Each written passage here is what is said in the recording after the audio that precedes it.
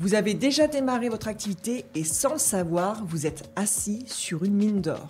Cette mine d'or, c'est votre base de contact. Pas besoin d'un outil très complexe au début, un simple tableau Excel bien organisé peut vous aider à structurer ce qu'on appelle votre base CRM, votre base de contact. Qu'est-ce qu'il faut y noter? Imaginons que vous avez un Excel, une colonne pour le prénom de votre contact, une colonne pour le nom, une colonne qui correspond à son poste. Vous pouvez indiquer le contexte de votre première rencontre, je vous le conseille pour ne pas oublier. Vous pouvez mettre une colonne aussi recommandation. Un contact envoyé par quelqu'un d'autre, c'est précieux. C'est important de savoir qui vous envoie du monde, ainsi vous saurez remercier, valoriser et fidéliser. Une autre colonne, la date de dernier contact que vous avez eu avec cette personne. Mais aussi ce qui a intéressé votre contact dans votre offre de service ou de produit, c'est très important car quand vous allez faire des mails de relance ou des contacts téléphoniques de relance, vous saurez de quoi parler. Et si vous utilisez Excel comme je vous l'ai indiqué, pensez à bien séparer donc prénom, nom, le maximum d'informations possible puisque quand vous allez utiliser un logiciel type CRM, type NoCRM ou type Axonote ou même Ambi, vous pourrez importer beaucoup plus facilement votre liste de contacts, tout sera déjà fait.